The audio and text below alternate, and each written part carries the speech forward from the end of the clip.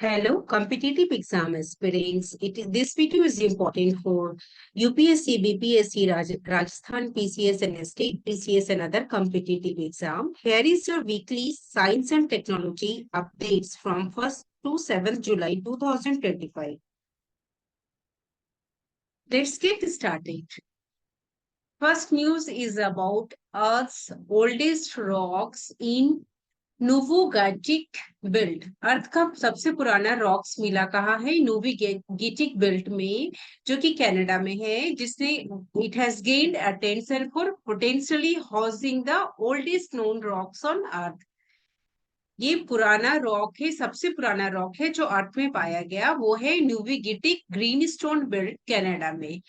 Recent research ये बताते हैं कि दिस रॉक्स में date back to 4.16 billion years, जो इम्पोर्टेंट इंफॉर्मेशन देते हैं प्लैनेट्स के पहले की हिस्ट्री के बारे में। और रिसेंट रिसर्च बता रहे हैं कि इस रॉक्स का एज क्या है? 4.1.6 billion years ago.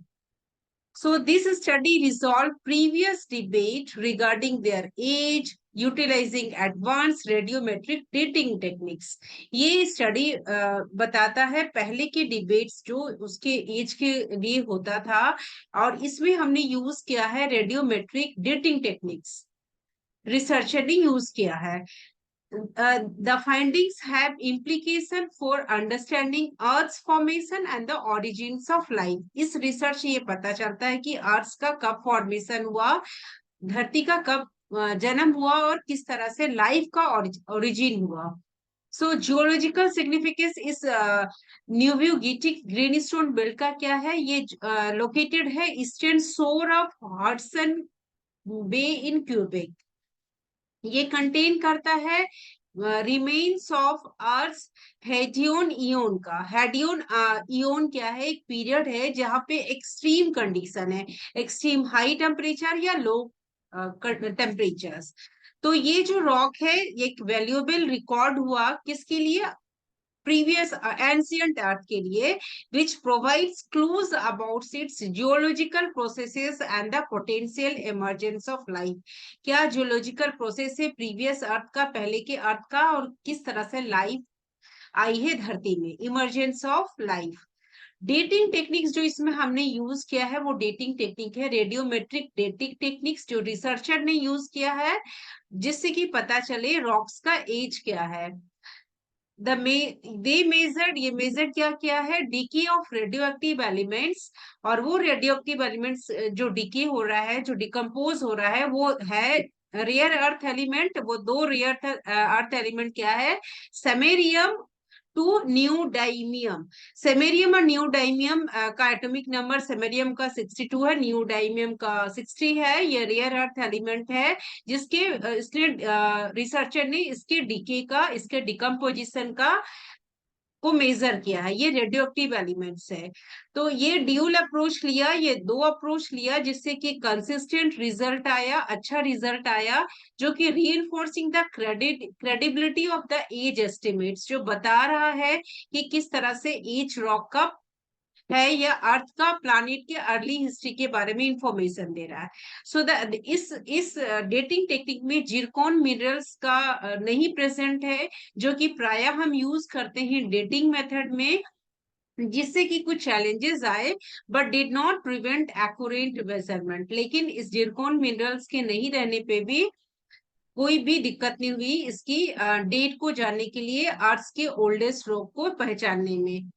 So the नोवोगाटिक greenstone belt मिला है कनाडा में, इज बिलीव टू कंटेन, वो कंटेन करता है अर्थ का सबसे पुराना oldest non rocks, with recent study suggest कर रहा है एज है लगभग 4.16 बिलियन ईयर्स। इसका एज है अप्रोक्सीमेटली 4.16 बिलियन ईयर्स। ये पुराना रॉक्स, एंशियंट रॉक्स लोकेटेड है कहाँ पे? Eastern shore of Hudson Bay in Quebec in Canada, जो कि वैल्यूएबल इंसाइट दे रहा है प्लैनेट्स के अर्ली हिस्ट्री को और हेडोन इयोन को। सो ये बेल्ट लोकेटेड है, न्यूबिगिटिक ग्रीनस्टोन बेल्ट लोकेटेड है eastern shore of Hudson Bay in Quebec Canada में, जो कि बिलीव किया जा रहा है कि दिस द रॉक्स प्रेजेंट, जो रॉक्स यहाँ मिला है, are believe to be remnants of remains of Earth Hadean eon का है, अर्थ के हेडियन इयोन का अवशेष है। A period characterized by extreme condition and intense geological activity. तो ये रेमनेंट्स है, रिमेन्स है अर्थ हेडियन इयोन का, जो कि एक पीरियड है। अर्थ का हेडियन इयोन क्या है? एक पीरियड है जहां पे एक्सट्रीम कंडीशन है और एक्सट्रीम जियोलॉजिकल एक्टिविटी होती थी। प्रीवियस रिसर्च एंड कंट्रोवर्सी क्या थे? प्रीवियस अर्लियर स्टडीज ये बताते थे कि प्रोड्यूस करता है conflicting age estimate for Nuvvuagittuq rocks को, जो बताते हैं कि रेंज करता है 3.8 टू 4.3 बिलियन ईयर्स है। और इसमें क्रिटिक्स आर्ग्यू करते हैं that contaminates may have influenced this results, जो कंटामिनेट्स है, वेस्ट है, इस रिजल्ट को इफेक्ट किया है, इन्फ्लुएंस किया है। So the latest research however presents A more robust analysis, strong analysis, जो सजेस्ट करता है consensus around 4.16 billion year mark. क्या है इसका एज? फॉर अबाउट अप्रोक्सीमेटली 4.16 और 4.03 बिलियन ईयर्स ओल्ड है। ये एडवांसमेंट एड्रेस करता है पहले जो क्रिटिसिज्म हुए हैं, जो और इसको स्ट्रॉन्ग करता है। It strengthens the case for this rocks as Earth oldest rock, Earth का सबसे पुराना रॉक। सो द जो न्यूविगेटिक ग्रीनस्टोल बेल्ट है, जो लाइज करता है कहाँ पे है? ट्राइबल यूनुक-जुआक लैंड, जो कि क्यूबेक कनाडा में है। ये लोकल यूनिट कम्युनिटीज है। लोकल यूनिट कम्युनिटीज जो है, ये रेस्ट्रिक्ट करता है, मना करता है एक्सेस टू दिस, जो लोकल वहां की समुदाय है, वो रेस्ट्रिक्ट करता है कि इस साइट को एक्सेस नहीं कर पाए, जान पाए, ड्यू टू द कुछ डैमेज हो सकता है फॉर साइंटिफिक एक्सपीडिशन और साइंटिफिक रिसर्च करने से। So they expresses a desire to collaborate with researchers to establish a provincial park. तो वहां की यूनिट कम्युनिटी ने ये रिसर्चर के साथ कोलैबोरेट किया, उनके साथ सहयोग किया कि एस्टेब्लिश करे, स्थापना करे प्रोविंशियल पार्क का, और इससे प्रोटेक्ट होगा वो area, while allowing for ongoing scientific study, और जिससे साइंटिफिक स्टडी हो पाएगी। इस इम्प्लीकेशन क्या हुआ लाइफ के ओरिजिन का? स्टडी, जब हम इस स्टडी एंशिएंट रॉक को, ओल्ड रॉक को में illuminate the condition under which the life emerged on earth, उसने ये नॉलेज दिया, ये कंडीशन को जाना कि किस तरह से लाइफ धरती में आया है। The proximity of sedimentary rocks की जो प्रॉक्सिमिटी है, जो क्लोजनेस है, वो डेटेड कब था? अब ओवर 4 बिलियन ईयर्स उसका एज था, सेडिमेंट्री रॉक्स का 4 बिलियन ईयर्स, जो कि it raises the possibility of early microbial life, जिसके इसके बाद क्या आया? पॉसिबिलिटी हुई माइक्रोबियल लाइफ आए, माइक्रो ऑर्गेनिज्म आया। So this suggest that life may be arisen relatively soon after Earth formation. इससे सजेस्ट ये होता है कि लाइफ तुरंत ही आ गई अर्थ में, अर्थ के फॉर्मेशन के बाद में, hinting at its potential prevalence throughout the universe, और ये चारों तरफ पूरे यूनिवर्स में लाइफ आ गया। सो इससे पता चलता है कि सेडिमेंट्री रॉक्स क्या डेटेड, जिसका लाइफ था 4 बिलियन ईयर्स अगो, उसके तुरंत ही बाद क्या हुआ? Possibility of early microbial life आया, माइक्रो ऑर्गेनिज्म आए। ऑनगोइंग साइंटिफिक डिबेट चल रहा है इसमें, डिस्पाइट द न्यू फाइंडिंग्स, इसके नया फाइंडिंग्स जानने के बावजूद कुछ साइंटिस्ट अभी भी रिमेन कॉशियस, सावधान है। The complexity of dating ancient geological formation mean that definitive conclusion are challenging. अभी भी ये जो कंक्लूजन आया वो चैलेंजिंग है। ऑनगोइंग रिसर्च प्रोसेस, रिसर्च चल रहा है ताकि इसको वैलिडेट कर पाए कि द एज एंड सिग्निफिकेंस क्या है इसका एज क्या है, इस रॉक का, न्यूबिगिटिक रॉक्स का, और क्या इंपॉर्टेंस है, उस पर रिसर्च चल रहा है और डिबेट भी चल रहा है। The debate reflects the intricate nature of Earth geological history, Earth के जियोलॉजिकल हिस्ट्री का जो कॉम्प्लेक्स नेचर है, and the quest for understanding its origin, and उसमें सर्च हो रहा है फॉर उसके ओरिजिन को अंडरस्टैंड किया जाए। तो इसके लिए अभी भी डिबेट चल रहा है। नेक्स्ट न्यूज है tea leaf extract for laser safety. Tea leaf recent advancement in laser technology necessitate protective measure for both human eyes and sensitive optical devices. T leaf extract, जो टी क्लिफ है, जो remain है, researcher जो है Raman research institute है, discovered किया T leaf extract है। Tea Cliff जो है उसका जो बाई प्रोडक्ट है, जो एक्सट्रैक्ट है, वो बाई प्रोडक्ट टिपिकली हम फेंक देते हैं, डिस्कार्ड कर देते हैं। इसका एक पोटेंशियली इम्पोर्टेंस है फॉर ऑप्टिकल सेफ्टी एप्लीकेशन में, क्योंकि ये रिच इन एंथोसायनिन है। टीक्लिफ के एक्सट्रैक्ट में क्या है, एंथोसायनिन पिगमेंट। एंथोसायनिन पिगमेंट क्या है, प्लांट सेल के वैक्यूल में स्टोर्ड होता है, और इसी पिगमेंट के कारण प्लांट्स के जो फ्लावर्स, फ्रूट से डिफरेंट कलर्स प्रोड्यूस करते हैं। तो टी क्लिफ के एक्सट्रैक्ट में एंथोसायनिन पिगमेंट है, जो एग्जिबिट करता है नॉन लीनियर, जो शो करता है नॉन लीनियर ऑप्टिकल प्रॉपर्टीज को जब लाइट एक्सपोज होता है। ठीक है, वो लाइट को मैनिपुलेट कर पाता है, non linear optical properties exhibit करता है, जिससे कि रिसर्चर जो है Raman research institute have discovered, उसने ये डिस्कवर किया है कि टी क्लिफ का जो एक्सट्रैक्ट है वो इम्पोर्टेंट है ऑप्टिकल सेफ्टी एप्लीकेशन में। टी क्लिफ मिलता कहाँ है, टोक्टोना ग्रांडिस ट्री से, जिसको हम एग्रीकल्चरल वेस्ट समझते थे। However, they contain natural pigments. That pigment का नाम क्या है, anthocyanin, that give their distancing, उसका जो एक अलग ही कलर है वो है रेडिश ब्राउन कलर। ये पिगमेंट्स क्या है, रिमार्केबल नॉन लीनियर प्रॉपर्टीज है, और वो इंपॉर्टेंट हो जाता है एप्लीकेशन इन ऑप्टिक्स में। नॉन लीनियर प्रॉपर्टीज मीन्स इस लाइट को मैनिपुलेट कर पाता है।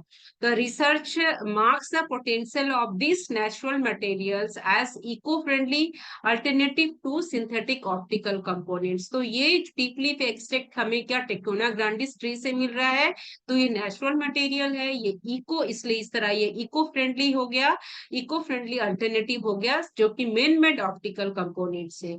तो इस तरह से इसका यूज हुआ फॉर लेजर सेफ्टी के लिए। हाँ, इस किस तरह से इसको हम निकालते हैं, what is the extraction process. Extraction process several step है। पहले first the leaves are dried and ground into a powder, उसको सुखाते हैं, पाउडर बनाते हैं। This powder is then soaked in solvent, उसको सॉल्वेंट में सोक करते हैं, भिंगाते हैं, टू पिगमेंट्स को हम एक्सट्रैक्ट कर पाए, निकाल पाए। The mixture undergoes ultrasonication and centrifugation to purify the extract. फिर उस पाउडर को क्या करते हैं, जो सॉल्वेंट में एक्सट्रैक्ट सोक किए थे, उसको पिगमेंट्स को निकालते हैं, और उस मिक्सचर को हम अल्ट्रासोनिक वेव से, अल्ट्रा हाई फ्रीक्वेंसी लाइट से और सेंट्रीफ्यूगेशन चर्निंग करते हैं, ताकि हम प्यूरिफाई कर पाए, एक्सट्रैक्ट करो, देन एक्सट्रैक्ट प्यूरिफाई करें उस लीफ एक्सट्रैक्ट को। जब रिजल्ट हमें मिलता है, एक वाइब्रेंट डाई मिलता है, दैट कैन बी टेस्टेड, जिसको हम टेस्ट करते हैं उसकी ऑप्टिकल प्रॉपर्टीज को जानने के लिए। ऑप्टिकल टेस्टिंग क्या है, आरआरआई टीम ने कंडक्ट किया ये एक्सपेरिमेंट को, और उसमें यूज किया है ग्रीन लेजर लाइट को, जो कि डाई हमने एक्सट्रैक्ट किया है। और इसको टेस्ट किया दो कंडीशन में, एक कंटिन्यूअस वेव लिया और दूसरा पल्स लाइट लिया। ये जो डाई हमें मिला है, जिसको टेस्ट करते हैं ऑप्टिकल प्रॉपर्टीज के लिए, उसको टेस्ट करते हैं दो कंडीशन के लिए, कंटिन्यूअस वेव अप्लाई करेंगे या पल्स लाइट करेंगे। ये dye demonstrated reverse saturation absorption, ये द डाई डेमोन्स्ट्रेटेड एग्जिबिट करता है, शो करता है रिवर्स सैचुरेबल एब्जॉर्प्शन। इसका मतलब होता है कि it absorb more light at higher intensity. इसमें ये कैपेसिटी है कि ज्यादा लाइट को हायर इंटेंसिटी में एब्जॉर्ब कर पाए। तो ये इंपॉर्टेंट हो गया for developing laser safety equipment के लिए। सो ये प्रॉपर्टी जब इसमें आया, तो ये RSA प्रॉपर्टी आया, reverse saturation absorb absorption property आया, तो ये डेवलप कर दिया किस तरह से लेजर की सेफ्टी इक्विपमेंट में यूज कर सकते हैं। और it as it allows the dye to protect against harmful laser radiation, और ये डाई प्रोटेक्ट करते हैं अगेंस्ट हार्मफुल यूजर रेडिएशन से। सो इन्वायरमेंटल बेनिफिट्स क्या है इसका? The use of T leaf extract presents several environmental advantages हो गया, क्योंकि ये इन्वायरमेंटल फ्रेंडली है। ये अनलाइक ट्रेडिशनल ऑप्टिकल लिमिटर्स, ये डिपेंड करता है, ट्रेडिशनल जो ऑप्टिकल लिमिटर्स थे वो महंगा था, पोटेंशियली हार्मफुल मटेरियल्स था। टी क्लिफ डाई इनएक्सपेंसिव है, सस्ता है, क्योंकि ये प्लांट से मिल रहा है, ट्री से मिल रहा है। ये बायोडिग्रेडेबल है एंड कंपोजिटेबल है, जिसको हम कंपोस्ट बना सकते हैं, मैन्योर बना सकते हैं। So these aligns with the growing demand for sustainable material in technology.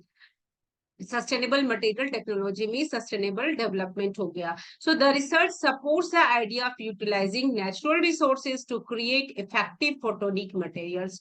तो रिसर्च ये सपोर्ट कर रहा है कि आइडिया को यूटिलाइज करें नेचुरल रिसोर्सेज से, जिससे कि इफेक्टिव फोटोनिक मटेरियल्स यू बना सके, जो कि अभी हम बहुत सारे टेलीकम्युनिकेशन में डिफरेंट टाइप्स ऑफ मीडिया में फोटोनिक मटेरियल्स हम यूज करते हैं।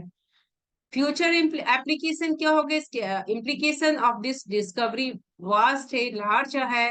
पोटेंशियल एप्लीकेशन है कि इससे हम लेजर सेफ्टी गोगल्स बनाएंगे, चश्मा बनाएंगे which protect shield for optical sensor. वो एक शील्ड बनाएगा गोगल्स ऑप्टिकल सेंसर से, एंड लेजर रेजिस्टेंट कोटिंग रहेगा।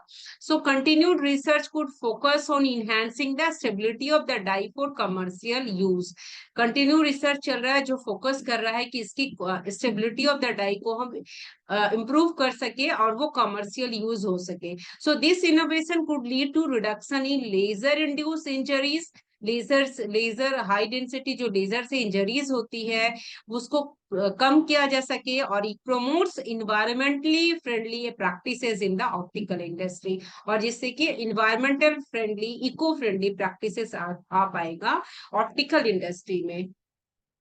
Third news is about genetic ancestry of modern day Indians. Modern day Indians के जेनेटिक एंसेस्ट्री के बारे में है, पास्ट एंसेस्ट्री के बारे में है मॉडर्न डे इंडियंस, आज जो प्रेजेंट डे इंडियंस है।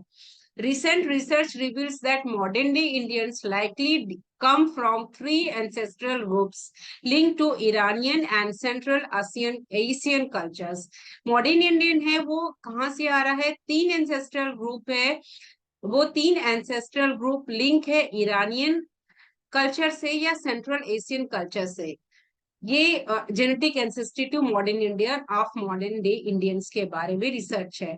ये स्टडी पब्लिश हुआ है जनरल सेल, जो इंपॉर्टेंट इंफॉर्मेशन देता है genetic history of India, genetic hereditary history of India, past history of India, जो डिनोट कर रहा है कॉम्प्लेक्स इंटरेक्शन ऑफ माइग्रेशन, किस तरह से लोग एक कंट्री से दूसरे कंट्री जा रहे हैं, और social practices over thousand of years चल रहा है। तो ये इंफॉर्मेशन देता है complex interaction of migration and social practices over thousand of years चल रहा है। एंसेस्ट्रल ग्रुप क्या है? ये स्टडी बताता है तीन मेन एंसेस्ट्रल ग्रुप जो मॉडर्न डे इंडियन के बारे में। पहला है न्यूलिथिक इरानियन फार्मर, दूसरा है यूरेशियन स्टेप पैस्टोलिस्ट, पैस्टोलिस्ट मीन्स सेफर चरवाहा, एंड तीसरा है साउथ एशियन हंटर गैदरर्स। ये तीन क्या है? मेन एंसेस्ट्रल ग्रुप है मॉडर्न डे इंडियन का, और ये तीनों ही हर ग्रुप कंट्रीब्यूट करता है जेनेटिक मेकअप जो है आज के प्रेजेंट इंडियन का, मॉडर्न इंडियन का। So it contributed to the genetic makeup of contemporary modern Indians, present day Indians. So this contribution reflect ancient migration that save the population genetic diversity, जो genetic diversity को, genetic differences को save कर रहा है population के modern day Indian का। So genetic evidence क्या suggest करता है कि इनिशियल माइग्रेशन हुआ, मूवमेंट हुआ टू इंडिया, इंडिया में आए हैं ये लोग, एंड अकर्ड जो हुआ है 50,000 ईयर्स एगो फ्रॉम अफ्रीका। ये कहां से आए हैं? अफ्रीका से 50,000 साल पहले। ये migration, this migration led the foundation for the genetic structure of Indian population, और ये माइग्रेशन जो मूवमेंट हुई है यही जेनेटिक स्ट्रक्चर दिया है present day modern Indian population का। सबसिक्वेंट जीन फ्लो हुआ है निएंडरथल और डेनिसोवन मैन का भी, जो कि 1 से 2% टू द जेनेटिक कंपोजिशन है मॉडर्न इंडियंस का। तो निएंडरथल मैन एंड डेनिसोवेंस भी 1-2% ऑफ जेनेटिक कंपोजिशन है मॉडर्न होमोसेपियन इंडियंस का, होमो इंडियंस का। मॉडर्न डे इंडियंस मिक्सचर हो गया थ्री एंशियंट एंसेस्ट्रल पॉपुलेशन। क्या क्या है? South Asian Hunter gatherers, Neolithic Iranian farmer and Eurasian step पेस्टोलिस्ट। South Asian Hunter, ये तीनों का इमेज यहाँ दिया हुआ है। साउथ एशियन हंटर गैदरर्स जो कि इंडिया के सब कॉन्टिनेंट में ही था। कब था? 10,000 10 से हजार साल पहले, बिफोर द अदर, दूसरे ग्रुप्स के आने से पहले, before other groups arrived. Neolithic Iranian farmers जो थे ये इंडिया को आए थे कब? 4700 एंड 3000 BCE में आए थे। देन यूरेशियन स्टेप पेस्टोलिस्ट कब आए थे? ये हर्डर जो थे अराइव किए थे इंडिया में अबाउट 3000 BCE में। सो इस तरह से मॉडर्न डे इंडियन प्राइमरली क्या है? मिक्सचर है थ्री एंशियंट एंसेस्ट्रल पॉपुलेशन का। फर्दर मोर स्टडी ये बता रहा है, बाद की स्टडी से ये भी पता चला है कि modern Indians carry Neanderthal man and Denisovan DNA also, जो सजेस्ट कर रहा है इंटरब्रीडिंग हुई है with this archaic human groups, with this ancient human groups. इनके बीच में निएंडरथल एंड डेनिसोवन डीएनए भी है जो सजेस्ट कर रहा है इनके बीच इंटरब्रीडिंग हुई with this ancient old archaic human groups. So there is a genetic variation study. The research involved, इस research को involve किया 2762 individual from 18 states of India, which is representing a diverse array of geographic and social backgrounds. इस research को involve किया है 18 states of India में लगभग 2762 individual में, जिससे पता चल रहा है different types of geographic and social backgrounds के बारे में। और ये कंप्रेहेंसिव डिटेल अप्रोच देता है इंफॉर्मेशन जेनेटिक वेरिएशन अक्रॉस शहर में और अर्बन एंड रूरल गांव का पॉपुलेशन में, जिसमें बहुत सारे इंक्लूडिंग वेरियस लैंग्वेज स्पीकर्स है, डिफरेंट टाइप्स ऑफ लैंग्वेज बोलने वाले लोग हैं, and historically under represented communities भी है। सो ये comprehensive approach provided a detailed snapshot of genetic variation across urban and rural population, including various language speakers and historically underrepresented communities. About Neanderthal and Denisovan contribution क्या हुआ? The study successfully reconstructed, ये study successfully दोबारा reconstruct हुआ और वो बताता है कि 50% निएंडरथल मैन का जीनोम आया है और 20% डेनिसोवेन जीनोम आया है फ्रॉम इंडियन इंडिविजुअल्स। कहाँ से आया है? इंडियन के इंडिविजुअल से। So the study successfully reconstructed around 50% of the Neanderthal genome and 20% of the Denisovan genome from Indian individual से आया है। सो ये रिकंस्ट्रक्शन अलाउ करता है, मदद करता है रिसर्चर को कि contribution of this ancient archaic human to immune function and adaptation in contemporary Indians, किस तरह से इम्यून फंक्शन और एडेप्टेशन हुआ in modern Indians. Homozygosity and genetic health. Homozygosity की मतलब होती है same set of gene comes from both parents. The study found elevated levels of homozygosity among individuals, meaning many individual, बहुत सारे individual inherit अपने parents से कर रहे हैं identical gene, same copy of gene, same gene version from both parents, same genes from both parents. It is called homozygosity. So ये phenomena higher कहाँ है? ईस्ट एशियन में, यूरोपियन। होमोजाइगोसिटी ज्यादा कहाँ है? ईस्ट एशियन में, यूरोपियंस में। जो ऑफिस स्प्रिंग है जो इनहेरिट कर रहा है identical gene from both parents, same gene from both parents. So increased homozygosity can lead to a higher prevalence of harmful genetic variants, जिससे कि हायर बहुत ज्यादा हानिकारक जेनेटिक वेरिएंट्स आ जा रहा है, जिससे कि रिस्क बढ़ जा रहा है रिसेसिव डिजीज का और कॉन्जेनिटल डिसऑर्डर का। Recessive disorder disease means the both parent must carry mutated genes है और रिसेसिव डिजीजेस में कई तरह की बीमारियां हैं, जैसे कि सिकल सेल डिजीज है, फिनाइलकीटोनुरिया है, ये ऑटोसोमल रिसेसिव डिजीज है with the parents are carrying mutated genes. Congenital disorder means with the disorders which occurs at or after birth, जन्म के समय से ही और माँ के वूम में ही, गर्भ से ही वो बीमारी हो जाए उसको कॉन्जेनेटल डिसऑर्डर कहते हैं. जैसे डाउन सिंड्रोम्स है, देन कॉन्जेनेटल हार्ट डिजीजेस है. तो इनकी जब होमोजाइगोसिटी बढ़ जाती है तो हार्मफुल जेनेटिक वेरिएशन होगा, जिससे कि recessive diseases and congenital disorder बढ़ जाते हैं. Implication of endogamy. Research indicates a major demographic shift towards endogamy in India. There is a major demographic shift toward endogamy in India. Endogamy in India बढ़ता जा रहा है कैसे? Because individual often marry within the communities. Individual क्या कर रहे हैं? शादी कर रहे हैं अपने ही communities में, अपने ही समुदाय में.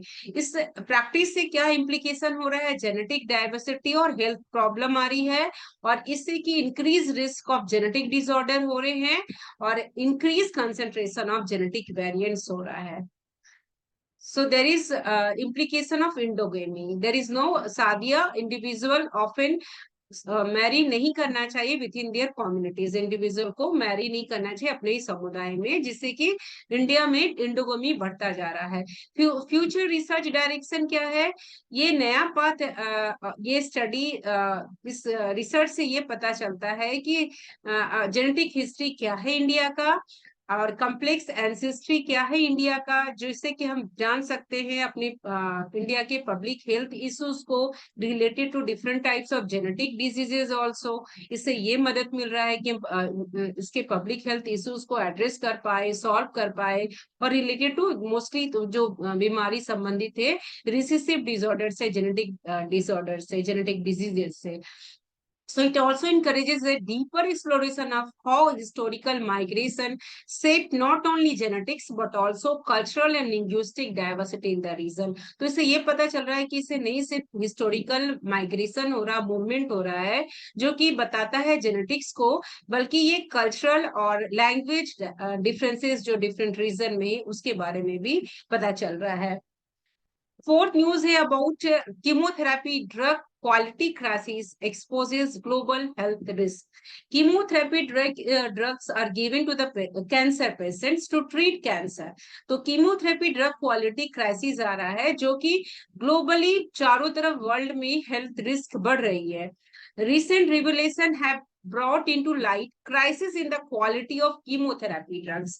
कीमोथेरेपी ड्रग्स जो कैंसर के ट्रीट करने के लिए कीमोथेरेपी ड्रग्स दिया जाता है वर्ल्ड वाइड में, उसमें उसके बारे में कुछ पता चला है, उसकी क्वालिटी रिड्यूस हो रही है.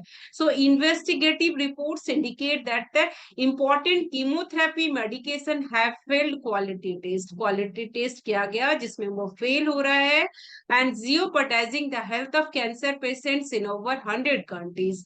और कैंसर पेशेंट के हेल्थ को क्वेश्चन कर रहा है, इफेक्ट कर रहा है लगभग 100 कंट्रीज में, क्योंकि ये क्वालिटी टेस्ट में फेल हो रहा है ये कीमोथेरेपी ड्रग्स.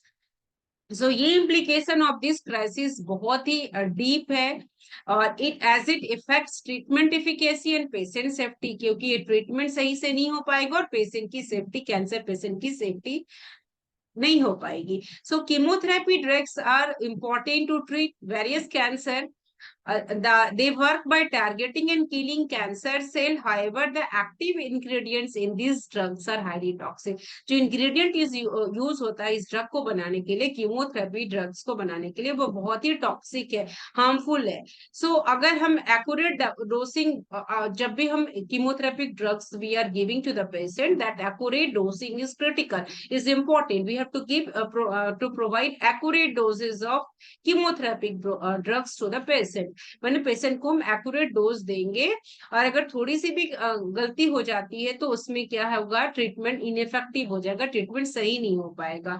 कन्वर्सली अगर टू मच, अगर हम बहुत ज्यादा दे देते हैं तो सीवियर साइड इफेक्ट और इवन डेथ भी कैंसर पेशेंट के होने की चांसेस हो जाती है. तो chemotherapy drug should be always given in accurate dose which is very important.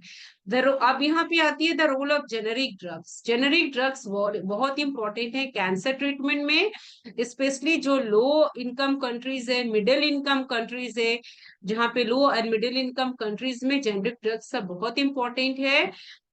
ये क्वालिटी ऑफ जेनरिक्स वेराई करता है। The recent findings reveal that बहुत सारे जो जेनरिक कीमोथेरेपिक ड्रग्स है वो स्टैंडर्ड को मीट नहीं करता है, जिससे कि कैंसर पेशेंट के को रिस्क हो रही है। सो क्वालिटी कंट्रोल फेल्यूर्स हो रहा है इन स्टडी इन्वॉल्विंग 189 सैंपल, जिसमें की स्टडी किया गया 189 सैंपल को, जिसमें 1/5 fail to meet quality standard, जिसमें 1/5 फेल हो गया to meet quality standard. So research क्या है, अलार्मिंग डिस्क्रिपेंसीज हो रही है, अलार्मिंग डिफरेंसेस हो रहा है in the active ingredient levels of several common कीमोथेरेपिक drugs, alarming differences हो रहा है chemotherapeutic drugs में। Some contained less than 88% of the stated active ingredient while other exceeded the safe threshold। तो कुछ है जिसमें 88% ऑफ एक्टिव इंग्रेडिएंट है जिससे कि कैंसर पेशेंट को सेव कर किया जा सके, वो भी अलार्मिंग है। और कुछ है जो बहुत ज्यादा उसमें अमाउंट है कीमोथेरेपिक ड्रग्स का, विच एक्सीडेड द सेफ थ्रेशोल्ड, जो थ्रेशोल्ड में जो पेशेंट को जहां बचा सके वो भी उसको एक्सीड कर रहा है। दिस जो इनकंसिस्टेंसी आ रही है, जो डिफरेंसेस आ रहा है, डिस्क्रिपेंसीज आ रही है, जिससे कि सीरियस कंसर्न हो रहा है about the regulatory framework across the world among the cancer patients। so global impact क्या हो रहा है कैंसर पेशेंट्स में, ये इफेक्ट कर रहा है पेशेंट पूरी दुनिया में।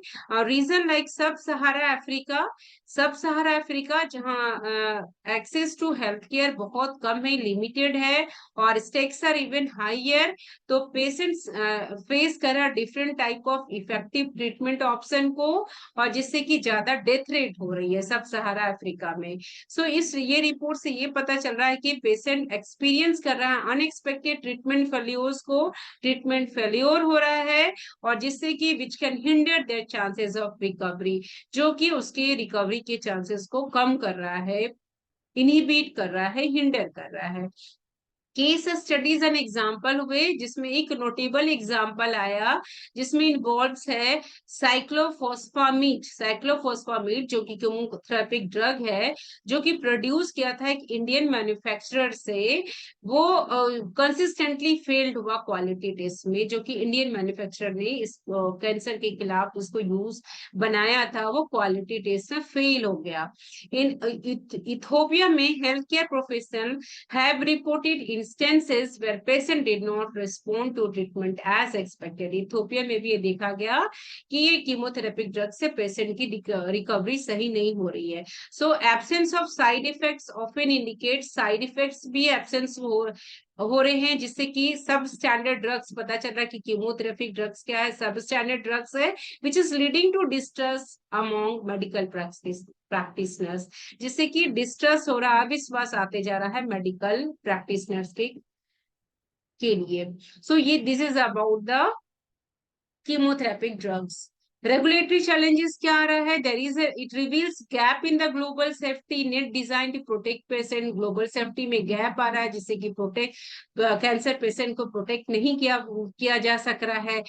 इसके बाद इसमें बहुत ही स्ट्रॉन्ग क्वालिटी कंट्रोल होनी चाहिए, और this situation is exacerbated by the profit driven motives of some manufacturers.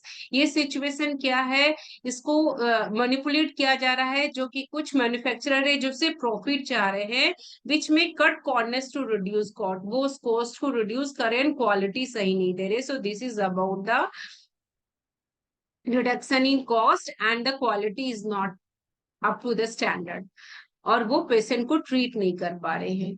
Future direction क्या होगा, addressing the quality of कीमोथेरेपिक drugs which requires a multifaceted approach, कई तरह के अप्रोच चाहिए, मल्टीफेसेटेड अप्रोच चाहिए, जिसमें कि regulatory framework, strict regulatory framework जरूरी है, ट्रांसपेरेंसी होनी चाहिए ड्रग मैन्युफैक्चरर के अमॉन्ग देम, उनके बीच में, और बेटर मॉनिटरिंग होनी चाहिए, अच्छी तरह से मॉनिटर किया जाए ड्रग क्वालिटी को, जिससे कि कैंसर पेशेंट को प्रोटेक्ट किया जाए। सो कोलैबोरेशन चल रहा है किसके बीच में, बिटवीन गवर्नमेंट्स में, हेल्थ केयर प्रोवाइडर्स में, एनजीओज में, अमाउंट द वर्ल्ड चल रहा है, जिससे कि इंश्योर किया जाए सेफ एंड इफेक्टिव ट्रीटमेंट हो सके किसका, कैंसर पेशेंट्स का।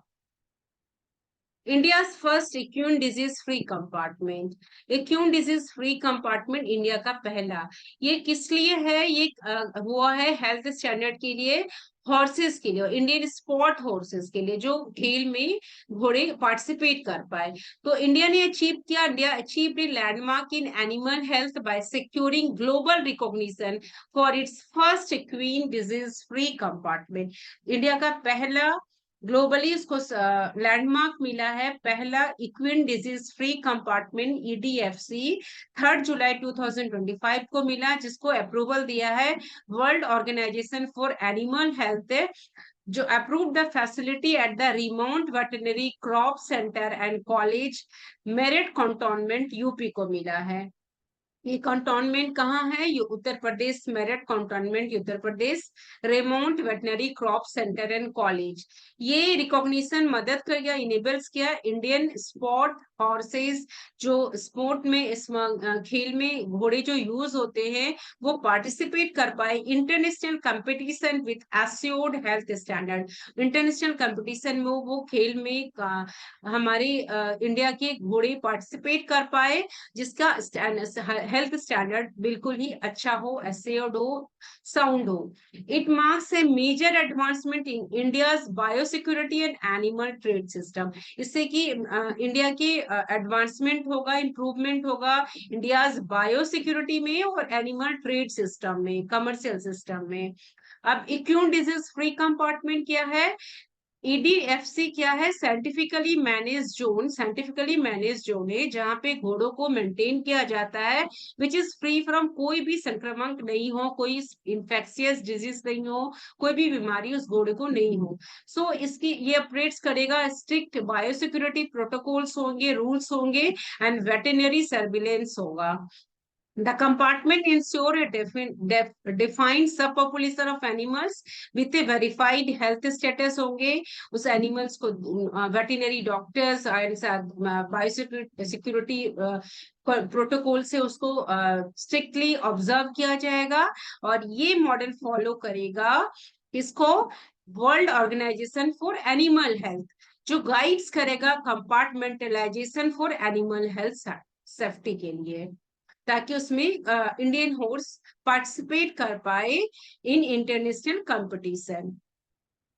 सो द फर्स्ट इंडियन ईडीएफसी कहाँ हुआ है, remounts veterinary crop centre and college in Meerut Uttar Pradesh. It is, उसको ऑफिशियली रिकॉग्नाइज किया डब्ल्यूओएच, डब्ल्यूओएच क्या है, global authority on animals health standard, जो कि ग्लोबल अथॉरिटी देता है एनिमल के हेल्थ के बारे में। This approval confirms compliance with international norms and open doors for Indian horses in global trade and sports. तो इससे क्या हुआ, कोई भी कंप्लायंस इंटरनेशनल नॉर्म्स का नहीं होना चाहिए, कोई कमी नहीं होनी चाहिए, और इंडियन हॉर्सेस जो इंडिया भारत के घोड़े हैं वो ग्लोबल वर्ल्ड अक्रॉस चारों तरफ ट्रेड में, स्पोर्ट्स में पार्टिसिपेट कर पाए। So disease free status and biosecurity measure to be taken care. Compartment ने डिक्लेयर किया free from equine infection, anaemia नहीं होनी चाहिए, इक्यूनी इन्फेक्शियस एनीमिया नहीं होनी चाहिए उन घोड़ों को, इक्यूनी इन्फ्लुएंजा नहीं होनी चाहिए, इक्यूनी प्रिप्लॉप्सोमोसिस नहीं होना चाहिए, ग्लैंडर्स एंड सोराई ये बीमारियां होती है जो इन्फेक्शन होने की चांसेस होती है हॉर्सेस को। So the compartment is declared this horses are free from this type of infectious diseases. India has also remained free from African horse sickness since 2014. 2014 से इंडिया के जो घोड़े जो पार्टिसिपेट करें ग्लोबल ट्रेड में, स्पोर्ट्स में, ये फ्री है African horse sickness. African horse sickness एक वायरल डिजीज है जो कि अफ्रीकन हॉर्स सिकनेस कहते हैं, जो कि इफेक्ट करता है एनिमल्स को, स्पेशली हॉर्स को। देन ये facility follows comprehensive standard operating procedures, जो कवर करता है हेल्थ, हाइजीन, पेस्ट कंट्रोल को, सैनिटेशन को, स्वच्छता को, waste management and continuous health monitoring horses की होती है। सो वेटनरी टीम्स जो होते हैं वो कंडक्ट करता है 24/7 surveillance to detect and contain any infection promptly, तुरंत ही डिटेक्ट करे और कंटेन और उसको इम्प्रूव करे। अगर कोई इन्फेक्शन होती है उसको प्रॉम्प्टली तुरंत ही उसका सॉल्यूशन ढूंढे। तो 24/7 सर्विलेंस होती है। This recognition allows Indian sport horses to travel abroad. India के स्पॉट हॉर्सेस बाहर जा पाएंगे कंपटीशन के लिए, जिससे कि बूस्ट होगा India's presence in the global equestrian arena. ये सपोर्ट करेगा breeding high value equine trade को with the help of horses and promotes equestrian sports development within the country as well. EDFC enhances India's export readiness by assuring global buyers of animal health safety. इससे क्या इन्हें बढ़ेगा, India का exports readiness means increase होगा, जिससे कि global buyers बढ़ेंगे और एनिमल हेल्थ सेफ्टी भी इंप्रूव होगा।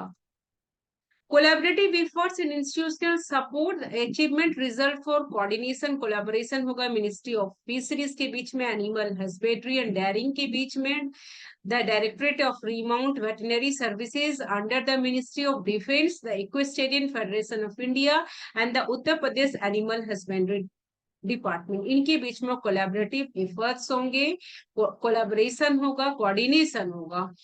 ये जॉइंट एफर्ट्स क्या करेगा, adherence to international standards and effective compartment management, international standard horses का मैनेज हो एंड इफेक्टिव मैनेजमेंट हो सके। Extensions to other animal sectors, India is applying the compartmentalization approach to the poultry sector as well, poultry sector के लिए भी apply कर रहे हैं कंपार्टमेंटलाइजेशन के लिए। Development of highly pathogenic avian influenza, even birds influenza, that is a free compartment, aims to facilitate safe poultry export हो सके, ताकि safe poultry exports भी हो सके दूसरे countries में। This reflect a broader national strategy to strengthen biosecurity, enhance animal health system and promote safe international trade. So इससे क्या है, एक broader wide national strategy होगी जिससे biosecurity बढ़ेगा, animal health improve होगा, animal health system, और इससे promote मिलेगा safe इंटरनेशनल ट्रेड में, बिजनेस में। फिफ्थ न्यूज है, India launches national bio bank for personalize health care. India ने लॉन्च किया पहला नेशनल बायो बैंक, किसके लिए, पर्सनलाइज हेल्थ केयर के लिए। इंडिया ने इनोग्रेट किया the phenome Indian national bio bank. Name Indian national bio bank का क्या है, फिनोम। ये कहाँ पे है, at the CSIR institute of genomics and integrative biology. ये मेजर स्टेप क्या हुआ, towards the personalise medicine, person एक इंडिविजुअल मेडिसिन के लिए, पर्सनलाइज मेडिसिन के लिए इंडिया ने लॉन्च किया नेशनल बायो बैंक, और इसकी क्रेडिट गोज जाती है CSI institute of genomics and integrated biology. ये फैसिलिटी कलेक्ट करता है जीनोमिक को, लाइफ स्टाइल को, क्लिनिकल डाटा को। लगभग 10,000 इंडिविजुअल से ये डाटा लिया गया across the country. It aims to build a comprehensive health database reflecting India's vast diversity. इसने जितने भी डाटा लिए, जिससे कि पता चलता है कि इंडिया की डाइवर्सिटी बहुत ही बड़ी है, वास्ट है। ये प्रोजेक्ट ड्रॉज इंस्पिरेशन, ये प्रोजेक्ट का इंस्पिरेशन लिया गया था यूनाइटेड किंगडम बायो बैंक से, but is tailored to India's unique population characteristics. ये मोस्टली किस लिए था, इंडिया के यूनिक पॉपुलेशन कैरेक्टरिस्टिक को टेलर कर पाए, उसको शो कर पाए। Significance of national bio bank का क्या हुआ, ये bio bank serve as the foundation for nationwide cohort study. Nationwide group of people का कोहोर्ट स्टडी हो, एक संघ का, नेशन वाइड संघ की स्टडी हो। It will enable researchers to track health patterns and gene environment interaction over time, जिससे कि मदद होगा कि इंडिया के हेल्थ पैटर्न को हम ट्रैक कर पाए, और जीन इन्वायरमेंट का जो इंटरेक्शन हो रहा है ओवर टाइम हम उसको भी स्टडी कर पाए। So this data is expected to improve early diagnosis, कोई भी बीमारी होती है उसकी अर्ली डायग्नोसिस हो पाएगा एंड ट्रीटमेंट हो पाएगा। Complex diseases like diabetes, cancer, heart diseases, cardiovascular condition, rare genetic disorder. तो इस नेशनल बायो बैंक से हमें early diagnosis of different types of complex diseases का कर पाएंगे और ट्रैक कर पाएंगे हेल्थ पैटर्न्स को और gene environment interaction over time. इसका फाउंडेशन क्या है, nationwide cohort study, nationwide पूरे ग्रुप ऑफ पीपल की स्टडी करना. So this initiative support the transition from generic to personalize health care, generic to personalize health care based on individual genetic makeup and diet, जो based करता है individual genetic makeup and lifestyle पे, हर एक इंसान के genetic makeup and lifestyle पे. ये एड्रेस करता है इंडियाज यूनिक हेल्थ चैलेंजेस को. India faces specific health issues, in India में स्पेसिफिक हेल्थ इशू आती है जिसको कहते हैं central obesity. Central obesity means abdominal obesity. बंदा तो बहुत दुबला पतला है लेकिन उसके पेट निकला हुआ है, that is known as a central obesity. So which often goes unnoticed in seemingly lean and thin individuals. So ये एड्रेस करता है यूनिक हेल्थ चैलेंजेस को. So biobank will help decode such इस तरह की कॉम्प्लेक्सिटी को डिकोड करता है, जानता है और डाटा को कैप्चर करेगा from across different ethnic, geographic and socioeconomic group से ये डाटा को लेगा. This approach will encourage population specific health strategies. ये अप्रोच इम्प्रूव करेगा, इंकरेज करेगा पॉपुलेशन स्पेसिफिक, पॉपुलेशन के बेस पर हेल्थ स्ट्रेटजीज को, जो कि इफेक्टिव होगा than one size fits all solution. और वो एक सॉल्यूशन कई इंडिविजुअल के लिए इफेक्टिव होगा. इंटीग्रेशन विद एडवांस टेक्नोलॉजी, इसी इंटीग्रेशन बायोबैंक डाटा इंटीग्रेट करेगा क्वांटम टेक्नोलॉजी से, CRISPR जीनोम एडिटिंग से, आर्टिफिशियल इंटेलिजेंस से, ताकि different types of complex diseases को ट्रीट किया जा पाए, अर्ली डायग्नोसिस किया जाए. So artificial intelligence driven diagnostic and gene guided therapies used होगा. ये रैपिडली इंडिया का साइंटिफिक लैंडस्केप रैपिडली इंप्रूव हो रहा है, इवॉल्व हो रहा है और इंडिया को बना रहा है leader in adopting cutting edge health technology. So India positioning the India as a leader in adopting cutting edge health technologies में इंप्रूव करते जा रहा है इंडिया. बायोबैंक से will fuel innovations in anti microbial resistance and drug development through collaborative research. Biobank क्या करेगा, innovation करेगा anti microbial resistance. Anti microbials means जो कि माइक्रो ऑर्गेनिज्म से डिजीज होते हैं उसको एंटी माइक्रोबियल नहीं होने देगा, that is anti microbial resistance. So ये फ्यूल करेगा, इनोवेशन हो कई तरह के, हेल्प करेगा, इंप्रूव करेगा एंटी माइक्रोबियल रेजिस्टेंस से, और ड्रग डेवलपमेंट होगी, कई तरह के मेडिसिन डेवलप करेंगे through collaborative research in quantum technology, CRISPR के genome editing and artificial intelligence की मदद से.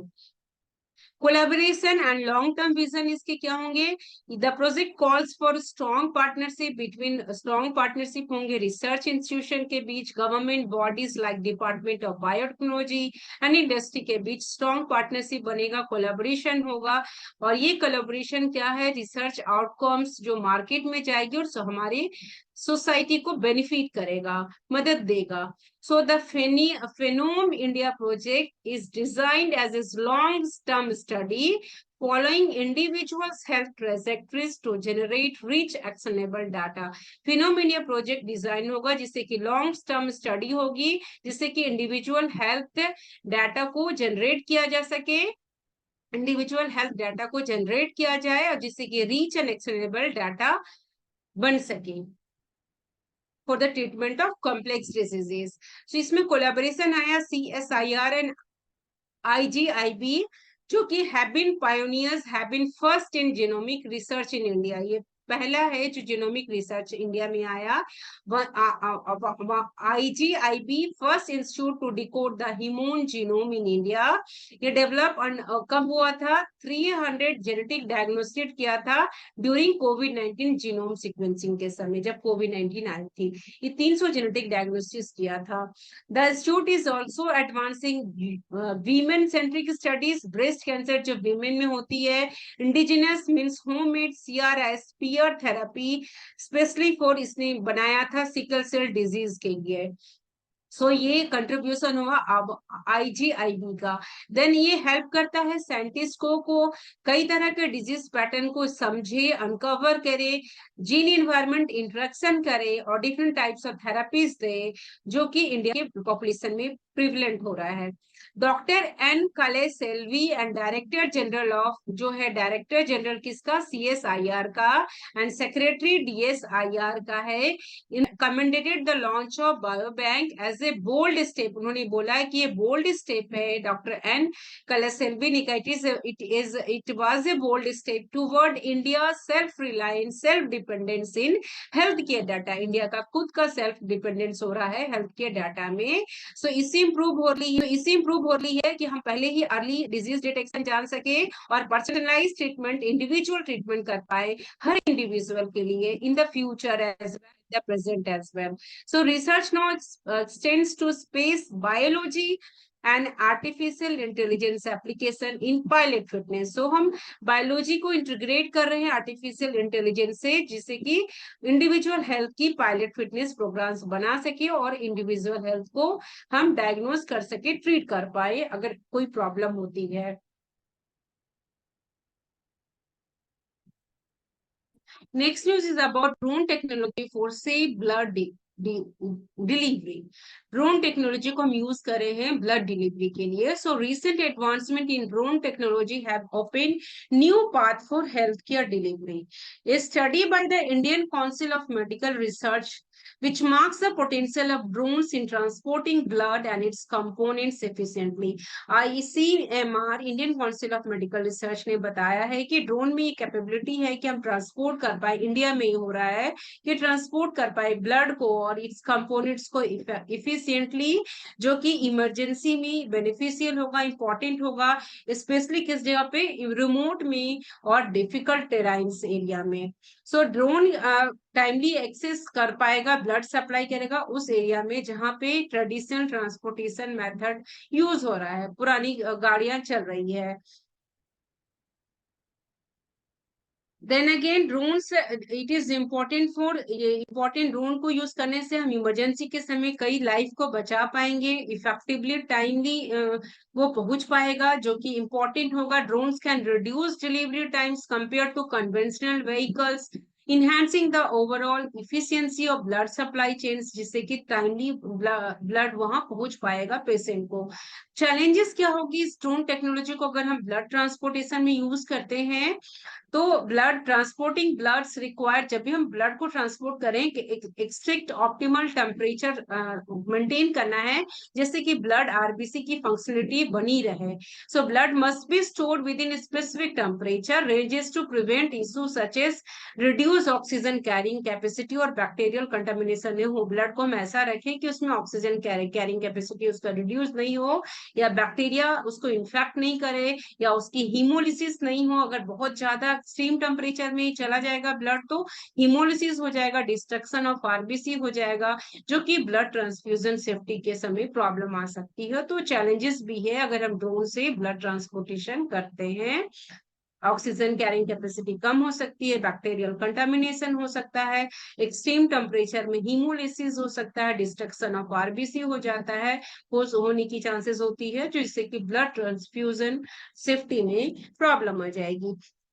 मेंटेनिंग कोल्ड चेन इंटीग्रिटी की जरूरत होती है जब हम ब्लड ट्रांसपोर्टेशन करते हैं। कोल्ड चेन इंटीग्रिटी को मेंटेन करना, रिक्वायर्ड टेम्परेचर ऑप्टिमल टेम्परेचर होना चाहिए which range from collection to blood transfusion के समय में, जो इसके लिए strict national and international regulation governing blood transport के लिए जरूरी है। तो ISMR ने स्टडी ने इस पे एम्फेसाइज किया है। ICMR स्टडी कंपेयर किया ड्रोन डिलीवरी और कन्वेंशनल रोड ट्रांसपोर्ट। अगर हम ड्रोन से डिलीवरी करते हैं ब्लड का और कन्वेंशनल गाड़ियों से करते हैं तो इसमें बहुत डिफरेंस टाइम का होता है। ड्रोन जस्ट 8 मिनट्स में डिलीवरी ट्रेवल करेगा 36 किलोमीटर का, जबकि रोड ट्रांसपोर्ट करेगा इसमें ले लेगा लगभग 55 मिनट से। तो इस तरह से टाइम सेव हो जाएगी और ड्रोन क्या है, इमरजेंसी सिचुएशन में पहुंच पाएगा और ब्लड डिलीवरी कर पाएगा। About environmental factors and operational changes क्या आएंगे? Various environmental factors can affect blood biochemicals during drone transportation. बहुत सारे इन्वायरमेंटल फैक्टर्स इसको इफेक्ट कर सकता है। India's diverse geography present unique challenges, including varying climatic condition है, topographical land features है, up and down land features है. About these challenges, which is essential for developing effective drone delivery system. ये सब challenges India को face करना पड़ेगा if they are delivering blood with the help of drone. Global perspective on drone usage, international trials in countries like Italy और Rwanda ने ये drones का transport blood में किया है विदाउट compromising its integrity. ये दो कंट्रीज में हो रही है with the help of drone. कहाँ पे? इटली में, रवांडा में. ये स्टडी ये बताता है कि drones are viable alternative to ground vehicles. और ड्रोन क्या है? एक सपोर्टिव अल्टरनेटिव है, सक्सेसफुल अल्टरनेटिव है ग्राउंड व्हीकल्स के कंपैरिजन में, क्योंकि ये टाइम सेव करेगा.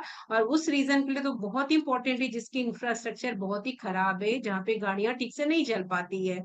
So while the potential of drone is in blood delivery is promising, further research is necessary. हमें रिसर्च करने की जरूरत है क्योंकि इसमें भी कई सारी प्रॉब्लम आने की चांसेस है. So the more scientific evidence is required to address operational challenges and assess the impact on blood quality post transportation. ये भी हमें ध्यान देना होगा कि ब्लड क्वालिटी जो पहले हम पोस्ट ट्रांसपोर्टेशन करें, ब्लड क्वालिटी नहीं डिस्ट्रॉय होनी चाहिए. सो इसके लिए हमें बेस्ट प्रैक्टिसेस की जरूरत होती है for drone based blood delivery systems. Seventh news is about India launches 100 Desi Deep Tech Initiative. India ने रिसेंटली लॉन्च किया है 100 देसी दीप टेक इनिशिएटिव, जिससे कि सपोर्ट करेगा, आइडेंटिफाई करेगा 100 लीडिंग डीप टेक स्टार्टअप को. वो इसमें कोलैबोरेशन होगी मल्टी स्टेक होल्डर प्रोग्राम का between startup policy forum, startup India, MeitY startup hub and IIT Madras के बीच में. इसका एम है to strengthen India deep tech ecosystem. India के डीप टेक टेक्नोलॉजी इकोसिस्टम को मजबूत किया जाए और with the help of policy dialogue and targeted support से. ये एप्लीकेशन पूरी नेशन वाइड पूरी इंडिया में ओपन है, nationwide for startups innovative in critical technology sectors में. किसके लिए ये है? टेक्नोलॉजी सेक्टर्स के लिए. सो पर्पस क्या हुआ? कोलैबोरेशन क्या हुआ? हैशटैग 100 देसी डीप टेक को डिजाइन किया गया है to encourage a robust policy ecosystem for deep tech startup. बहुत ही मजबूत पॉलिसी इकोसिस्टम बनाया जाए. किसके लिए? डीप टेक स्टार्टअप्स के लिए, जिसमें कि government bodies, academic institution, investor, industry leaders भी कोलैबोरेट करेंगे, साथ में आएंगे. और इनिशिएटिव भी सपोर्ट कर रहा है गवर्नमेंट. इसकी लगभग 1 lakh crore research development in innovation scheme and deep tech funds. ये इनिशिएटिव सपोर्ट कर रहा है गवर्नमेंट स्कीम का लगभग 1 lakh crore rupees. Selection and engagement processes क्या है? ये लगभग हो जाएगा by mid of August of this year 2025. जैसे India can apply to join the exclusive cohort by mid August तक. Selected startup will participate in close door dialogues. इसमें close door dialogues होंगे, बातचीत होगा, जिसमें कि इन्वॉल्व करेगा policy makers, investor, regulators and research institution, different types of research institution. ये explore करेगा सेक्टर स्पेसिफिक चैलेंजेस को, अपॉर्चुनिटीज को. इसका एम यही होगा कि डिफरेंट टाइप्स ऑफ सेक्टर में जो प्रॉब्लम आ रहे हैं, चैलेंजेस आ रहे हैं और क्या अपॉर्चुनिटीज है, इसके बारे में पता लगाया जाएगा. So the outcome will be comprehensive policy white paper with regulatory recommendation to enhance the deep tech landscape. ये कॉम्प्रिहेंसिव पॉलिसी रिपोर्ट होगा विद द रेगुलेटरी रिकमेंडेशन से, जिससे कि इंप्रूव हो डीप टेक लैंडस्केप.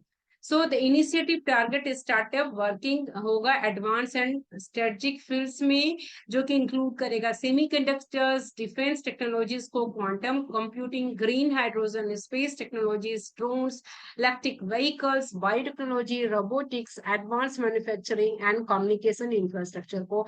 तो ये सारे सेक्टर्स इसमें इंक्लूड होंगे, जिसका एम ही रहेगा innovation with national strategic priorities. Innovation हो, इन्वेंशन हो विथ नेशनल स्ट्रेटेजिक प्रायोरिटीज हो. मेंटरशिप एंड स्ट्रेटेजिक गाइडेंस के लिए mentor board comprising founders, investor, policy maker, technical expert इसमें गाइड करेंगे इस कोहोर्ट को, इस संघ को। This board will provide strategic advice, technical expertise and access to vital networks. ये बोर्ड एडवाइस देगा, टेक्निकल एक्सपर्टाइज देगा, टेक्निकल एडवाइजेस देगा और किस तरह से वाइटल नेटवर्क्स को एक्सेस कर सके एंड देन इसको इम्प्रूव कर सके नेशन वाइड। सो मेंटरशिप एम करेगा कि एक्सलरेट तो इंक्रीज करे ग्रोथ और global competitiveness of selected, world wide इसका कॉम्पिटिटिवनेस हो सिलेक्टेड स्टार्टअप का। और ये व्हाइट पेपर जो रिपोर्ट आएगी, डायलॉग होगा, वो होगा कहाँ, एट डीप टेक बैठक फोरम में। कहाँ होगा, डीप टेक बैठक फोरम में, जो डिस्कस करेगा डीप टेक इकोसिस्टम फ्यूचर को। And then startup policy, SPF startup policy form launch करेगा, centre for deep tech policy research को, to continue policy development and support for. So SPF will also launch the Center for, SPF is Startup Policy Firm will also launch the Center for Deep Tech Policy Research to continue policy development and support. So this initiative is expected to shape India's innovation policies and market creation in deep technology. So it is the benefit of this Deep Tech Bathak Forum. 8 news is about ancient Egyptian genome shed light on early civilization. Recent advancement genetic research में हुआ जिसने बताया कि किस तरह से oldest known DNA, sequencing of oldest known DNA from कहां से आया है, इजिप्ट से, ओल्ड इजिप्ट से। सो एंशियंट इजिप्शियन जीनोम ने बताया है अर्ली सिविलाइजेशन के बारे में, पहले की सभ्यता के बारे में, which the finding were publish in July 2025। ये डिनोट करता है importance of genetic studies in understanding ancient population, old population. ये डिस्कवरी कहाँ से एंशियंट रिमेन्स मिले हैं, सेरामिक पॉट, सेरामिक पॉट है with a round cut tomb at Nuwayrat at site located 265 kilometre south of Cairo. Cairo में मिला है, rock cut tomb है, जगह है न्यूवारियत और ये साउथ ऑफ कैरो में है। और ये इंडिविजुअल जेनेटिकली मेल है अबाउट, जो कि जिसका एज लगभग होगा 44 to 64। और उसकी जो टॉम्ब है सजेस्ट कर रहा है, जो ग्रेव है बेरियल है, उसका टॉम्ब जो ग्रेव है वो सजेस्ट कर रहा है ये बहुत ही सोशियो इकोनॉमिक स्टेटस के पीपल थे, मेल थे, जो कि despite evidence of physically demanding life को बहुत ही सोशियो इकोनॉमिक स्टेटस को बता रहे हैं।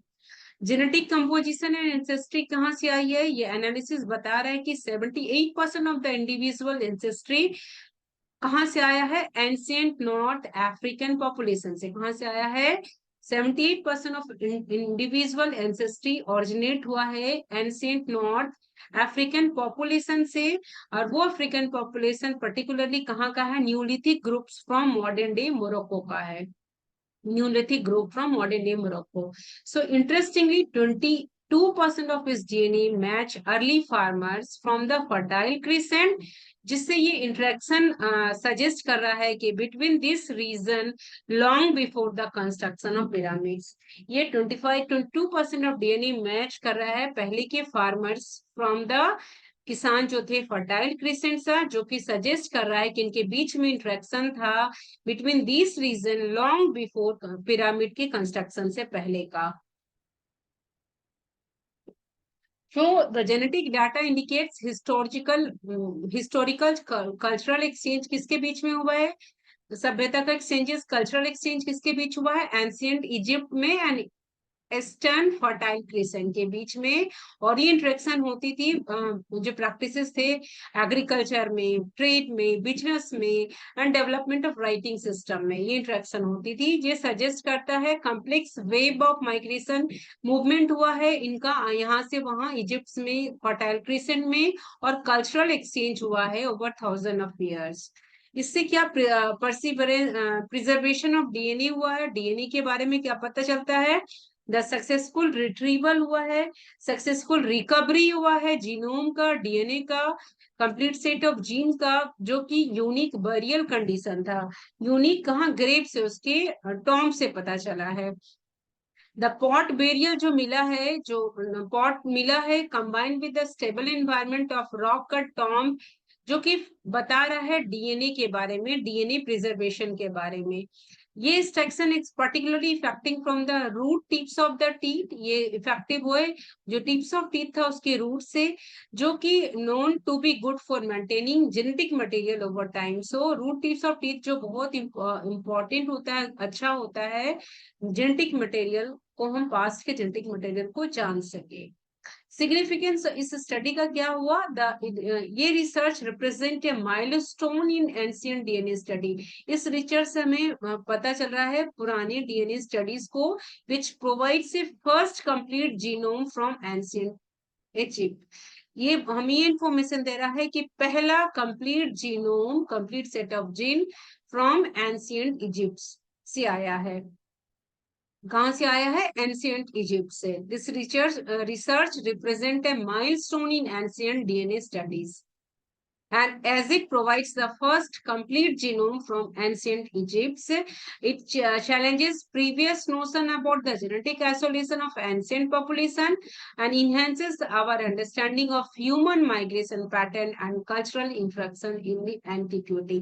Human इधर से उधर, इंसान इधर से उधर माइग्रेट करते थे, ह्यूमन करते थे, और कल्चरल इंटीग्रेशन होती थी एंटिक्विटी में, इन पास्ट में, इन एंशिएंट समय में। इसके बारे में पता चल रहा है। फ्यूचर इम्प्लीकेशन क्या हो सकती है? The study opens new path for further research into ancient population in Egypt and surrounding regions. इससे हम इजिप्ट और उसके सराउंडिंग रीजन्स के बारे में जान सकेंगे, उसके एंशिएंट पॉपुलेशन को समझ सकेंगे। ये फ्यूचर रिसर्च की ये पाथ को ओपन किया है, और हम डिस्कवर कर पाएंगे एंशिएंट जीनोम्स को, एंशिएंट पुरानी old complete set of genes को, जो कि रिसेव करेगा understanding of early human history को, जिससे कि पहले की ह्यूमन हिस्ट्री को समझ सकेंगे। इसकी इम्प्लीकेशन क्या रिसर्च का हुआ? The implication of this research extend beyond Egypt, suggesting a broader narrative of human connectivity across continents। से सजेस्ट करता है कि बहुत ही वाइड नेरेटिव, ब्रॉड नेरेटिव था human connectivity across different continents. Ninth news is about India rejoins Unicode Consortium for Global Language Support। Global language support के लिए India ने rejoin किया है यूनिकोड कंसोर्टियम को। So ministry of electronics and information technology, MeitY, ने rejoin किया है Unicode Consortium as a supportive member. As a support consortium means association, rejoin the Unicode association as a supportive member are India as one of the only two government members with voting rights within the consortium। India एक दो government members में एक पहला government member है जो vote किया है इस कंसोर्टियम, इस एसोसिएशन में। यूनिकोड कंसोर्टियम इंपॉर्टेंट रोल है प्ले करता है इसमें, कि इसने स्टैंडर्डाइज किया टेक्स्ट को, इमोजीज को अक्रॉस द इंटरनेट, इंडिया के अक्रॉस द, जिसमें कि इंश्योर करेगा इंडिया के वेरियस लैंग्वेजेस को एंड जो कि रिकॉग्नाइज किया जा सके globally across the world.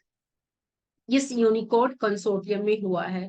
Unicode consortium non profit organisation है जो कि रिस्पॉन्सिबल होता है developing and maintaining the Unicode standard. So Unicode consortium association is important for developing and maintaining Unicode standard. This standard, ये standard encodes character from virtually all writing system in use. Internet में जितने भी writing system हम use कर रहे हैं उस characters को इनकोड करता है, ये कोड करता है। It aims to encourage international communication by providing a consistent way to represent text in computers and on the internet. इसका एम ही है कि इनकरेज करे इंटरनेशनल कम्युनिकेशन हो, बातचीत हो, by providing a consistent way to represent text को हम रिप्रेजेंट कर पाए कंप्यूटर्स में और इंटरनेट में। इंडिया का इन्वॉल्वमेंट हुआ यूनिकोड कंसोर्टियम में 2000 में ही बिगिन हो गया था, स्टार्ट हो गया था। हमारी इंडियन गवर्नमेंट का एम है कि प्रमोट करे इंडियन लैंग्वेज को, गवर्नमेंट ऑफ इंडिया कोशिश कर रही है कि हम इंडियन लैंग्वेज को प्रमोट करें, इंडियन स्क्रिप्ट्स को प्रमोट करें in the digital realm, in the internet as well. So the initiative was part of the, ये किसका पार्ट है, TDIL का, technology development for Indian language programme. ये programme design to create a digital infrastructure that support Indian language and script. ये programme design है जिससे कि digital infrastructure create हो जो सपोर्ट करे इंडियन लैंग्वेजेस एंड स्क्रिप्ट्स को। मेंबरशिप रिक्वायर्ड से इन रिसेंट मेंबर्स को एनुअल कमिटमेंट होगा $20,000 अप्रोक्सीमेटली ₹17 लाख का। फाइनेंशियल इन्वेस्टमेंट ग्रांट किया है मिटी ने, half vote in the technical committee decision making process में, जिसमें मिटी ने हाफ वोट दिया है। Technical committee primarily technical committee हुई मीटिंग हुई यूनाइटेड स्टेट्स में एंड ऑनलाइन, और जो मदद करता है India to participate in discussion regarding global text representation. ये मीटिंग हुई United States and online as well, जो कि मदद करता है इंडिया को पार्टिसिपेट करे discussion regarding global text representation में। Reports indicated that Tamil virtual academy, report ये बताता है कि तमिल का जो वर्चुअल एकेडमी है वो मेंबर है सिंस कब से, 2003 से, has not actively engage with the consortium since 2016। Report से बता रहा है कि तमिल वर्चुअल एकेडमी जो इस कंसोर्टियम का मेंबर है 2003 से, वो एक्टिवली पार्टिसिपेट नहीं कर रहा है इस कंसोर्टियम में, इस संघ में 2016 से। This raises question about the actual impact of such membership on the promotion of Indian languages. तो इससे एक प्रॉब्लम आ रही है कि जब तमिल वर्चुअल एकेडमी नहीं पार्टिसिपेट कर रहा है तो क्या अदर अकेडमी प्रमोट इसमें प्रमोशन में पार्टिसिपेट करेगा? So it raises question. Significance of rejoining. Rejoining the Unicode Consortium is for India. It allows the country to influence decisions regarding the inclusion of Indian scripted emojis, regarding the involvement of Indian scripted emojis को internet में involve करें। और important है Indian languages which are adequately represented in digital formats, Indian language digital format में आ सके। So it could lead to better digital representation of Indian languages. engage meaningfully with the consortium, it can encourage other states also, दूसरे states को भी encourage करेगा। So ये जो ongoing commitment to internationalizing Indian scripts, which is important for preserving linguistic heritage in the digital age। linguistic heritage को different type of language को हम क्या करें, preserve करें digital age में। Next news is about ultramagnets. Recent advancement in material science, which have revealed intriguing properties of ultramagnets, a novel class of magnetic materials. A new class of magnetic materials. इसके पास ये potential है कि transform कर पाए electronic devices को, and it है particularly focused on chromium antimonide। Chromium antimonide एक altermagnet है जो कि एक रिमार्केबल कैरेक्टरिस्टिक है, नोटेबल इसमें प्रॉपर्टीज है। और ये डिस्कवरी क्या होगा, न्यू अपॉर्चुनिटी लाएगा in the field of spintronics and electronic device manufacturing में। ये spintronics and electronic device manufacturing में इंपॉर्टेंट रोल प्ले करेगा। That is a chromium antimonide which is an altermagnet. About अल्ट्रामैग्नेट क्या है, अल्ट्रामैग्नेट में दो फीचर्स है, कंबाइन क्या है दो फीचर को, फेरोमैग्नेट को एंटी फेरोमैग्नेट्स को। फेरोमैग्नेट्स जिसका strong force of attraction towards magnet होता है, जैसे कि आयरन कोबाल्ट निकल है। एंटी फेरोमैग्नेट्स जिसका नेट मैग्नेटाइजेशन 0 होता है। Anti ferromagnet chromium and manganese है। तो इन दोनों को अल्ट्रामैग्नेट में कंबाइंड फीचर्स है। Unlike ferromagnets which exhibit external magnetism, जिसके पास फेरोमैग्नेट के पास एक्सटर्नल मैग्नेटिज्म है, altermagnet do not show net magnetism on the surface. Altermagnet जो नेट मैग्नेटिज्म सरफेस में शो नहीं करता है। और इसकी जो इंटरनल इलेक्ट्रॉन बिहेवियर है जो अल्ट्रामैग्नेट का, वो बहुत ही इंपॉर्टेंट है, बेनिफिशियल है फ्यूचर इलेक्ट्रॉनिक टेक्नोलॉजीज के लिए, इलेक्ट्रॉनिक एप्लीकेशन के लिए, क्योंकि ये एग्जिबिट करता है, इसके पास कंबाइंड फीचर है फेरोमैग्नेट्स का, एंटी फेरोमैग्नेट्स का। यूनिक प्रॉपर्टीज ऑफ क्रोमियम एंटीमोनाइट जिसको हम अल्ट्रामैग्नेट की तरह यूज कर रहे हैं, ये सुपीरियर होता है मैग्नेटिक ऑर्डर के लिए। मेटेलिक नेचर भी इसका बहुत ही गुड मेटेलिक नेचर है. It maintains magnetic properties at temperature exceeding double that of room temperature. Notably, chromium antimonide demonstrate the largest ultramagnetic spin splitting recorded, exceeding 30 times that of room temperature. So, such characteristic position chromium antimonide as a leading candidate for practical application in electronics, because chromium antimonides metallic nature अच्छा है, super magnetic order है, magnetic properties at temperature exceed करता है double that of room temperature. ये largest electromagnetic spin splitting है. तो इस कारण ये इलेक्ट्रॉनिक्स इंडस्ट्री के लिए बहुत इंपॉर्टेंट है altermagnets. So finding of this altermagnet is a direction dependent conduction polarity है. इसमें प्योर एंटेन मटेरियल्स की कैरेक्टरिस्टिक फ्लो होता है, और ये प्रॉपर्टी कन्वेंशनल जो पहले के ट्रेडिशनल मटेरियल क्लासिफिकेशन है उससे अच्छा माना जाता है इलेक्ट्रॉनिक फील्ड्स में. The dual conduction capability of chromium antimonides could revolutionise device architecture. एक नया रिवोल्यूशनाइजेशन करेगा, एक नया फील्ड लाएगा. सो ये ट्रेडिशनली हम क्या यूज करते थे, कॉम्बिनेशन पी टाइप और एन टाइप मटेरियल को, जो कि एक कॉम्प्लेक्स प्रोसेस था. जो प्रोसेस यूज होता था, डोपिंग यूज होता था. लेकिन जब हम ये अल्टरमैग्नेट यूज कर रहे हैं, इसका फंक्शन है बहुत सिंपल मैन्युफैक्चरिंग प्रोसेस है, बहुत ही सिंपल मैन्युफैक्चरिंग प्रोसेस है. और ये इनोवेशन लीड करेगा मोर कॉम्पैक्ट एंड इफिशियंट, जिससे कि बहुत ही अच्छा कॉम्पैक्ट इफिशियंट इलेक्ट्रॉनिक डिवाइसेस बन पाएगा. So, chromium antimonides is composed on earth abundant and non-toxic elements है. ये अर्थ में बहुत ज्यादा है, नॉन टॉक्सिक है और इको फ्रेंडली हो गया, which is choice for future electronics. So the integration of ultramagnetic properties with environmental responsibility position ultramagnet very important material for next generation devices. और ये अभी भी अपनी still in its infancy means अभी भी वो इसकी डिस्कवरी चल रही, इस पर रिसर्च चल रहा है, और ये यूज होगा स्पिनट्रोनिक्स में और अदर एडवांस टेक्नोलॉजीज में. So a scientist continue to explore this materials, to search about this materials, to know more about this materials. We may witness a paradigm shift, example shift in electronic device design, which is paving the way for innovative solution in various fields in electronic fields.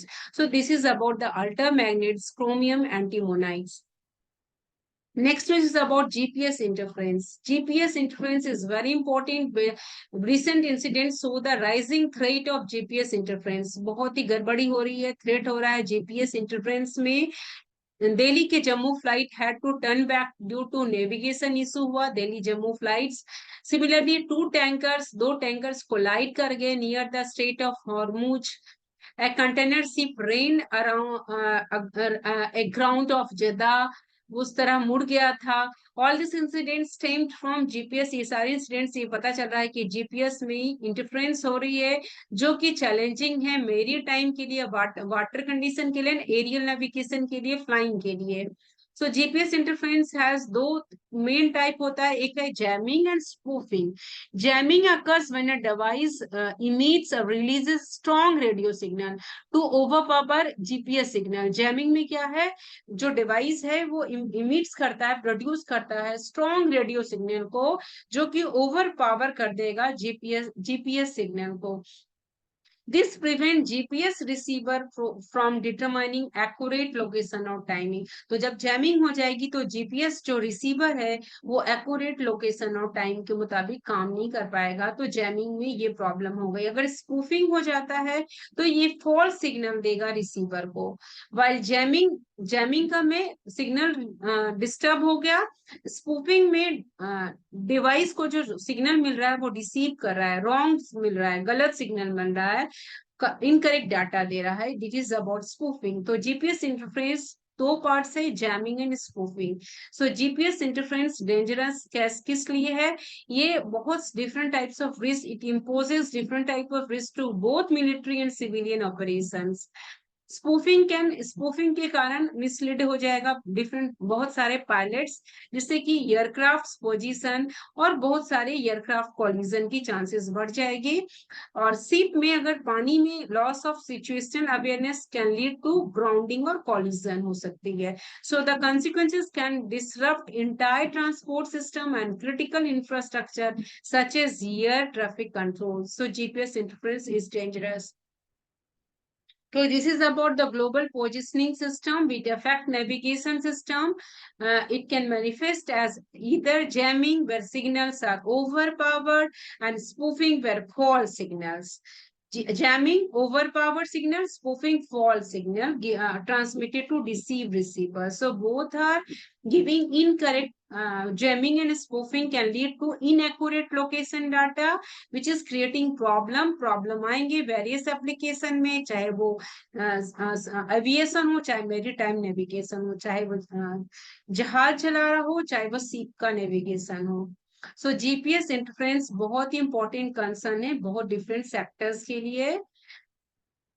So scale of the threat क्या है, in 2024 में लगभग 700 GPS spoofing हुआ world wide हुई है, जिससे कि कई तरह के सिस्टमिक फेल्यूर्स हुए क्रिटिकल सेक्टर्स में। GPS interference is not limited to air and sea, ये सिर्फ एयर और सी तक ही लिमिटेड नहीं रह गया, ये रोड ट्रांसपोर्ट में भी प्रॉब्लम क्रिएट करा। It also threatens road transports, causing traffic jam हो रही है रोड में, and immobilising system during crucial times, ये भी प्रॉब्लम आ रहा है। Common location for GPS interference this include electromagnetic radiation, adverse weather and international jamming और spoofing। ये कॉमन लोकेशन जीपीएस इंटरफेरेंस होने का रीजन हो रहा है, इलेक्ट्रोमैग्नेटिक रेडिएशन हो गया, वेदर कंडीशन एक्सट्रीम हो गया, एडवर्स हो गया, and then intentional jamming, intentional किसी ने जानबूझकर जैमिंग या स्पूफिंग क्रिएट कर दिया। So countries with advanced electronic warfare capabilities often lead in these incidents. Region like Persian Gulf and Red Sea have been disruption amid ongoing conflicts. Region like Persian Gulf में Red Sea में अभी भी disruption हुआ, problem आया, ongoing conflict चल रहा है इनके बीच में। रशिया एक्सपीरियंस किया लार्ज स्केल, रशिया ने भी एक्सपीरियंस किया large scale GPS spoofing attack 2017 में हुआ। More than 20 ships near Novorossiysk port reported sudden navigation errors हुए। So these incidents put stress on the potential for deliberate GPS spoofing attacks. So इस पे ध्यान दिया जाए, जो कि deliberately जानबूझकर GPS spoofing attacks हो रहा है। So mitigation strategy for aircraft and ships, किस तरह से मिटिगेशन स्ट्रेटजी को रिड्यूस किया जाए, एयरक्राफ्ट एंड शिप्स के जीपीएस नेविगेशन सिस्टम को इम्प्रूव किया जाए, स्पूफिंग को रिड्यूस किया जाए। So inertial navigation system and ground based navigation crucial breakup है, इसके लिए पायलट्स को ट्रेन किया जाए। देन अगेन सीप को टिपिकली यूज ऑटो पायलट को यूज किया जाए, जिससे कि कंट्रोल ड्यूरिंग सस्पेक्टेड स्पूफिंग के समय सीप कंट्रोल कर पाए, typically using auto pilots. Advance navigation system भी यूज किया जाए, जिसमें कि यूज हो GNSS multi constellation global navigation satellite को यूज किया जाए, जिससे कि रिलायबिलिटी बढ़े, विश्वास बढ़े। इंडियन मिलिट्री डेवलप अपना सिस्टम यूज कर रहा है, जो है नेविगेशन विथ इंडियन कॉन्स्टलेशन, जो कि इंडिया का अपना रीजनल सैटेलाइट बेस्ड नेविगेशन है, जो डेवलप किया है इसरो ने। Navigation with Indian constellation accurate positioning navigation timing services देता है इंडियन को और सराउंडिंग रीजन को। एडवांस नेविगेशन सिस्टम यूज कर रहा है इंडियन नेवी। डाइवर्सिफिकेशन क्या है, to diversification is key to mitigate to reduce GPS interference risk, diversify कर दिया जाए, इसको बदल दिया जाए। मल्टीपल नेविगेशन सिस्टम यूज करके ऑपरेटर रिड्यूस करे reliance on a single source, operator सिर्फ सिंगल सोर्स पर डिपेंड नहीं करे। सो दिस स्ट्रेटजी डाइवर्सिफिकेशन के मदद से हम रिजिलियंस अगेंस्ट पोटेंशियल डिसरप्शन इन जीपीएस सिग्नल्स को हम ठीक कर सकते हैं। पोटेंशियल जो डिसरप्शन हो रहा है, डिस्टर्बेंस हो रहा है जीपीएस सिग्नल्स को, डाइवर्सिफिकेशन से इम्प्रूव कर सकते हैं। Next news about computer technology with 2D materials. Computer technology, recent advancement in computer technology have emerged from the Pennsylvania State University. Researchers have successfully built a computer using two-dimensional materials, marking milestone in the evolution of semiconductor technology. 2D material जो कि milestone हुआ, evolution क्या है? In the field of semiconductor technology. ये 2D materials में potential alternative है जो कि traditional silicon based system से इसकी का जगह ले सके, जो कि इसमें कुछ limitation भी है, and limitation as devices continue to shrink in 2D materials continuously shrink भी होता है size में, but 2D materials marking milestone in the evolution of semiconductor technology. So CMOS technology क्या है? Complementary metal oxide semiconductor technology, CMOS. ये foundation है modern electronic circuits का। CMOS foundation है मॉडर्न इलेक्ट्रॉनिक सर्किट का, जिसका लो पावर कंजम्पशन लगता है और हाई कंपोनेंट डेंसिटी होता है। अब रिसेंट शिफ्ट हुआ है 2D मटेरियल्स का। CMOS से शिफ्ट हुआ है 2D मटेरियल। 2D मटेरियल में हम यूज करते हैं मोलिब्डेनम डाइसल्फाइड को और टंगस्टन डाइसेलेनाइड को, जिससे कि सर्किट के इलेक्ट्रॉनिक सर्किट की फंक्शनलिटीज को improve किया जा सके. So these material are incredibly thin and scalable, making them suitable for future electronics. So 2D materials को use कर रहे हैं, ये thin है, scalable है, flexible है, versatile है, making them जो कि suitable है future electronics में in place of semiconductor technology. So 2D materials क्या है? Molybdenum disulfide and tungsten diselenide. अब लिमिटेशन क्या? सिलिकॉन जो हम यूज कर रहे थे, किस में यूज कर रहे थे हम? इलेक्ट्रॉनिक्स में। तो सिलिकॉन क्या है? एक मेनिस्ट्री है इलेक्ट्रॉनिक्स का। कब से है? 1947 में, जो कि ट्रांजिस्टर में यूज आ रहा है, since the invention of transistor in 1947। जब ट्रांजिस्टर यूज हुआ, सिलिकॉन यूज हुआ, कब से? 1947 में। However it effectiveness has plateaued, has change, इसका इफेक्टिवनेस जबकि बदल रहा है। The miniaturization of device has led to issues like increased leakage current and power consumption. Silicon miniature है, छोटा है, जिससे कि increase leakage, current का leakage बढ़ जाता है और power consumption भी silicon ज्यादा करता है। तो researcher believe silicon has researched its limit in terms of size reduction and performance. Researcher ये believe कर रहे हैं कि silicon क्या है? Size में छोटा है, performance में कम है। The role of 2D material, उसके जगह पे 2D मटेरियल को प्रॉमिसिंग अल्टरनेटिव दिया जा रहा है फ्यूचर इलेक्ट्रॉनिक्स के लिए। ये एटॉमिक स्केल थिकनेस है, जिसमें ग्रेटर फ्लेक्सिबिलिटी है, इफिशियंसी है। और 2D material Penn State team ने बताया कि कंप्यूटर बिल्ट इंटायरली, कंप्यूटर जो बनेगा पूरी तरह से 2D मटेरियल से अगर बनता है, तो कैन अरिथमेटिक फंक्शन बहुत अच्छा करेगा, न्यूमेरिकल फंक्शन बहुत अच्छा करेगा अगर कंप्यूटर 2D मटेरियल से बनता है। So 2D materials could eventually replace silicon entirely. So ये सजेस्ट, ये ब्रेक थ्रू सजेस्ट कर रहा है, ये इन्वेंशन सजेस्ट कर रहा है कि 2D मटेरियल कर सकता है, इवेंचुअली रिप्लेस कर सकता है सिलिकॉन मटेरियल्स इलेक्ट्रॉनिक्स के फील्ड से। Research on 2D materials is not limited to the United States. Institutions worldwide, including Fujian Industry in China, are exploring their potential.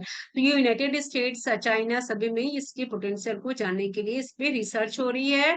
These efforts aim to support silicon initially and eventually transition away from it and transition from silicon to 2D materials में हो जाए. So the competitive landscape indicates a global race to innovate in semiconductor technology. So this is about the 2D materials in electronic fields. So 2D materials में क्या क्या है? Graphene and transition metal dichalcogenides, जो कि computer technology में use करेगा और mostly in microelectronics and optoelectronics में। इसमें ट्रांजिस्टर में ये एक्सप्लोर करेगा एप्लीकेशन इन ट्रांजिस्टर में, इंटरकनेक्ट करेगा मेमोरी को, डाटा स्टोरेज डिवाइस को, potentially leading to faster, smaller and more energy efficient computer system. जो कंप्यूटिंग सिस्टम बनेगा वो बहुत फास्ट होगा, स्मॉल होगा और बहुत कम, मोर एनर्जी एफिशिएंट होगा।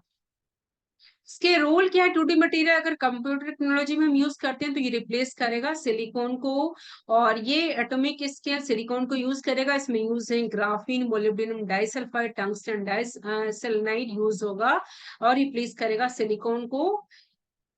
सेकेंड क्या होगा? इनहेंस करेगा ट्रांजिस्टर के परफॉर्मेंस को, इम्प्रूव करेगा कैरियर ट्रांसपोर्ट को, रिड्यूस करेगा लीकेज करंट को, और लॉजिक गेट यूज होगा, इम्प्रूव करेगा परफॉर्मेंस ऑफ लॉजिक गेट को, जिससे कि बिल्डिंग ब्लॉक, लॉजिक गेट क्या है? Building block of micro processor है।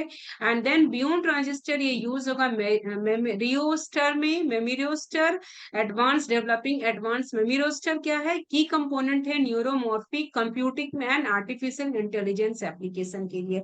ये यूज होगा क्वांटम टेक्नोलॉजीज में, ये यूज होगा एनर्जी हार्वेस्टिंग एंड स्टोरेज में, ये क्रिएट करेगा high performance super capacitors and batteries में, which contributes to energy efficient computing. It is also used in global research efforts में. So research on 2D material for computer technology is a global effort with institution in the United States, China and other countries actively involved. इस research में US, China और दूसरे countries involved है। Penn State University in the United States has developed a CMOS computer जो पूरी तरह से 2D material में बनाया गया है, जो डेमोस्ट्रेट कर रहा है टू पोटेंशियलिटी, जिससे कि हम रिप्लेस कर पाए सिलिकॉन को इन इलेक्ट्रॉनिक डिवाइसेस में। IIT Delhi researchers have also developed a compact and energy efficient computing device. IIT Delhi ने भी डेवलप किया है computing device with the help of 2D material, जो कि compact and energy efficient computing device है।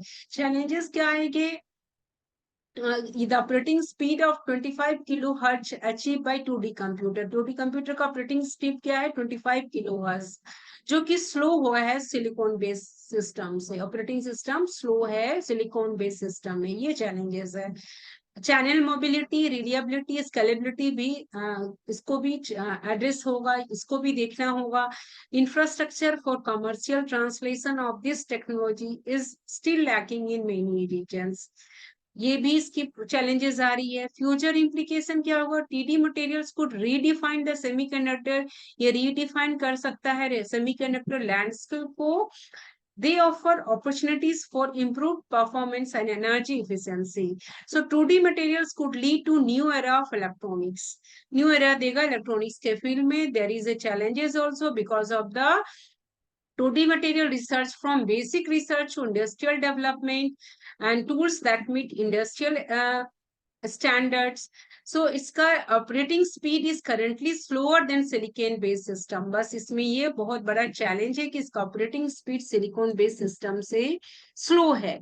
The use of artificial intelligence को अगर हम यूज करते हैं तो इससे क्या होगा? It is important crucial for accelerating the development and adoption of 2D material in computing. हम आर्टिफिशियल इंटेलिजेंस भी 2D material in computing system में यूज कर सकते हैं। सो पोटेंशियल इम्पैक्ट क्या होगा?